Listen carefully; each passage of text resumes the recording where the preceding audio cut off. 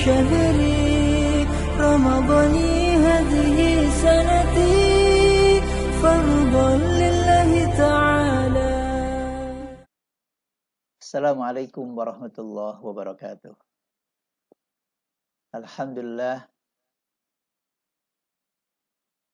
Alhamdulillahi alladzi bi ni'matihi tatimmus shalihat.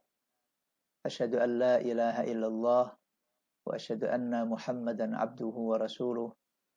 Allahumma salli wa sallim wa barik ala sayyidina wa habibina Muhammadin wa ala alihi wa ashabihi ajma'in. Amma ba'du. Bapak Ibu, saudara-saudara sekalian yang saya hormati, para alim, para ulama, para asatidz yang senantiasa kami taati. Alhamdulillah, marilah kita bersyukur pada Allah Subhanahu wa taala dengan syukur yang sesungguh-sungguhnya, syukur dengan hati, syukur dengan lisan kita, dan syukur dengan amal kita. Karena pada hakikatnya nikmat yang telah Allah berikan kepada kita sungguh-sungguh tidak terhingga jumlahnya. Dan salah satu nikmat yang hari-hari ini akan kita rasakan betul adalah nikmat kita bertemu dengan bulan Ramadan. Meskipun kita sadar dan kita paham bahwa suasana kita hari-hari ini memang sedang menghadapi cobaan dan musibah, dan kita bermohon pada Allah Subhanahu wa taala mudah-mudahan musibah ini akan cepat berlalu, dan sekaligus kita juga menikmati musibah, kita juga menikmati ibadah kita kepada Allah Subhanahu wa taala. Bapak-Ibu yang kami hormati, puasa Ramadan ini adalah satu ibadah yang sangat luar biasa. Kalau Allah menyebutkan di dalam Al-Qur'an surat Al-Baqarah 184, jelas sekali bahwa puasa Ramadan adalah ibadah yang diwajibkan oleh Allah dan punya tujuan yang sangat jelas, la'allakum tattaqun. Allah berfirman, a'udzubillahi minasyaitonirrajim, ya ayyuhalladzina amanu kutiba alaikumussyiyam kama kutiba 'alal ladzina min qablikum la'allakum tattaqun. Allah menyapa dengan ayat itu, hai orang-orang yang beriman. Kemudian Allah menjelaskan bahwa puasa itu adalah wajib. Kutiba alaikumussyiyam. Di akhir ayat itu Allah menjelaskan la'allakum tattaqun, bahwa puasa ini punya tujuan agar orang yang berpuasa makin tinggi dan makin meningkat keimanannya dan ketakwaannya kepada Allah Subhanahu wa taala. Karena itu, supaya puasa dan Ramadan ini tidak sia-sia, tidak sekedar formalitas, hanya enggak makan, hanya enggak minum, lantas kemudian kita seakan-akan, kata Nabi, nanti setelah puasa dengan tidak berpuasa enggak ada bedanya. Ya. Karena Nabi pernah memberikan satu sinyal dan sindiran, rubba shaim, berapa banyak orang yang berpuasa. Laisa lahu min siyamihi illal ju' wal 'atas. Kata Nabi, berapa banyak orang yang berpuasa, tapi dia tidak mendapatkan apapun dari puasanya kecuali lapar, ju' wal 'atas, dan dahaga. Artinya dia gagal untuk mencapai esensi dan tujuan dari puasa, tapi dia hanya gugur kewajiban puasanya karena dia tidak makan dan tidak minum saja. Sayang sekali kalau puasa kita baru hanya tidak makan dan tidak minum saja. Oleh karena itu, materi singkat ini kita berharap mudah-mudahan menjadi bekal kita, ya, baik saat kita menjelang Ramadan maupun kita ingat-ingat saat kita menjalankan ibadah puasa Ramadan. Bapak yang kami hormati, setidak-tidaknya ada 4 persiapan yang harus kita miliki.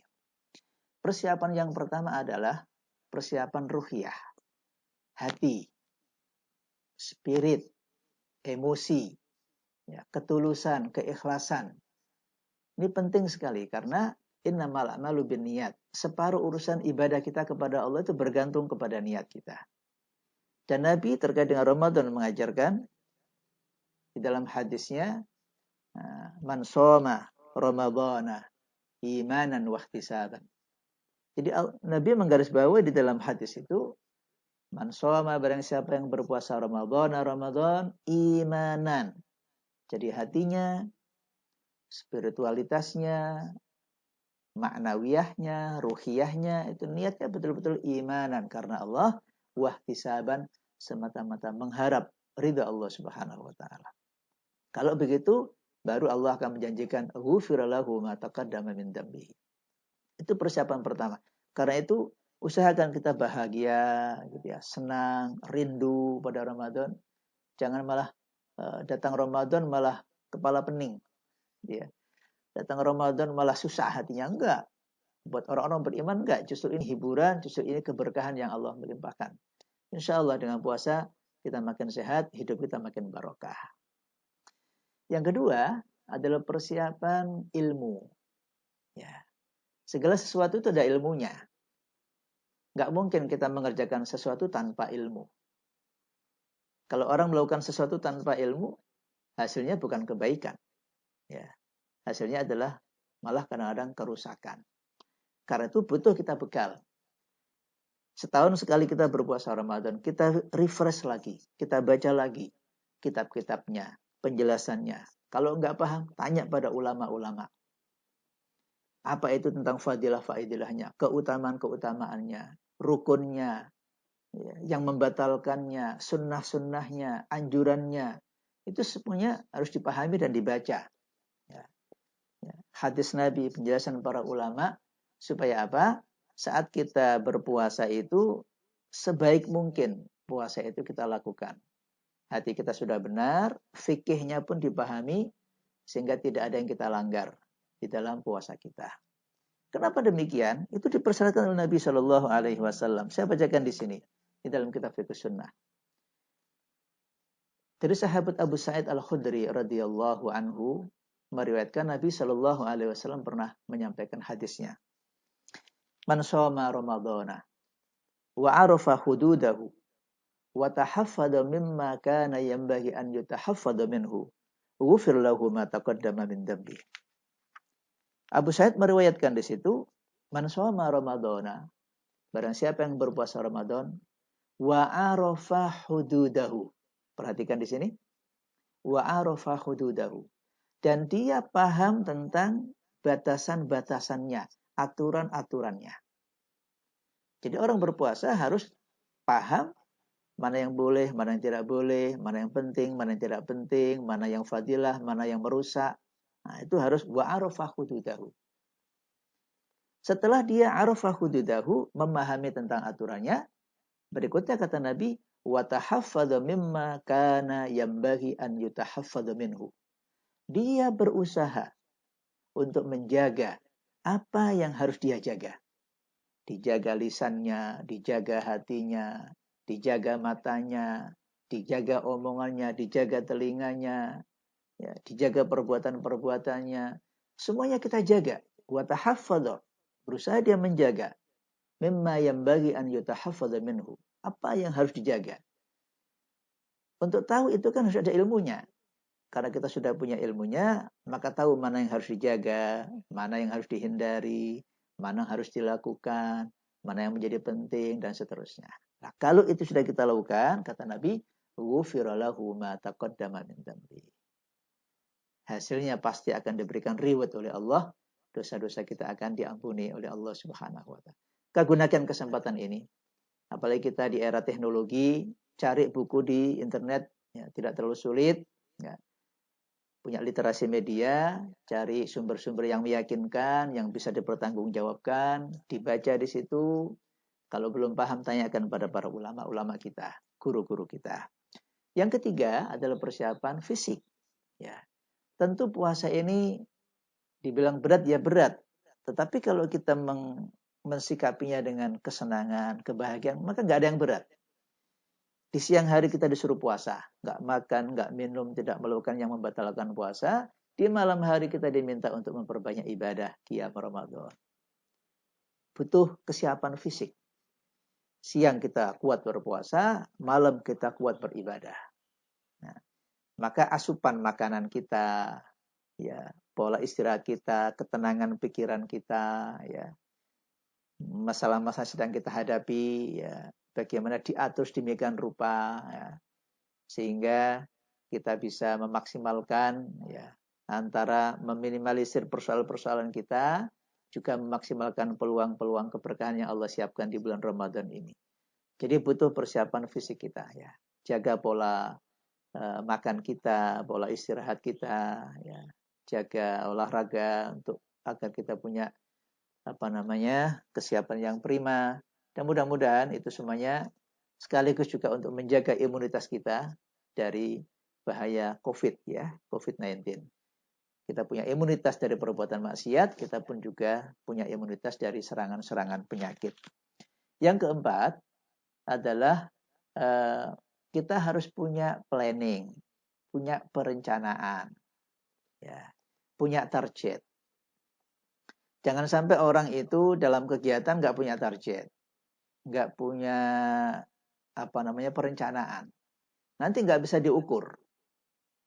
Kalau orang punya target, maka dia akan termotivasi untuk bagaimana target itu bisa dicapai. Target itu bisa kualitatif dan kuantitatif. Ya. Kualitatif artinya kualitas ibadah kita, hati kita, keimanan kita dimaksimalkan betul, doa-doa kita, munajat kita. Ya. Kalau target yang kuantitatif diukur. Umpamanya kita ingin menghatamkan berapa kali. Kita ingin bersedekah membantu saudara kita berapa banyak yang kita keluarkan. Ya, semampu kita. Kita ingin puasa kita nggak ada yang batal. Kita ingin tiap malam kita qiyam Ramadan, taraweh, ya. Meskipun mungkin kita dalam situasi seperti ini tarawihnya di rumah bersama keluarga, ya. Ya. Kita bisa memberikan iftar pada orang yang berpuasa meskipun tidak harus berkumpul-kumpul, ya. Ini semuanya adalah kita punya target dan rencana, ya.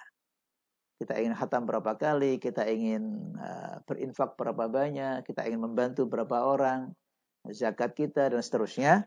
Maka dengan perencanaan yang baik itu kita bisa mengatur nanti, ada manajemen waktunya, manajemen perencanaannya, sehingga kualitas puasa kita akan lebih baik dibandingkan dengan puasa sebelumnya. Terakhir, Bapak sekalian, setelah semuanya kita lalui, kita sudah berusaha menata hati niat kita karena Allah.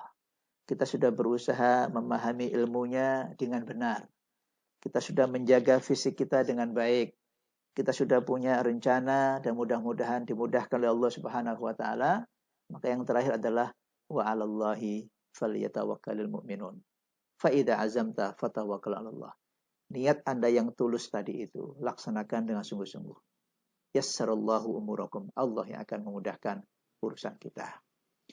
Tentu di tengah suasana seperti ini, ibadah puasa Ramadan akan menjadi bagian dari senjata kita, senjata iman kita, senjata munajat kita, senjata doa kita, senjata tawasul kita dengan amal-amal yang saleh. Memohon pada Allah Subhanahu wa taala, mengetuk pintu langit. Kiranya Allah Subhanahu wa taala akan memberikan keberkahan dalam hidup kita ini, dan musibah-musibah yang sedang kita hadapi ini akan segera dicabut oleh Allah Subhanahu wa taala dan kehidupan kita bisa normal kembali. Mudah-mudahan Allah Subhanahu wa taala takdirkan kita bisa berpuasa Ramadan dengan penuh imanan wahtisaba dan benar-benar kita menjadi hamba-hamba yang bertakwa. Amin ya rabbal alamin. Aqulu qouli hadza wa astaghfirullah li wa lakum wa lisairil muslimin fastaghfiru innahu huwal ghafurur rahim. Billahi taufiq wal hidayah. Assalamualaikum warahmatullahi wabarakatuh.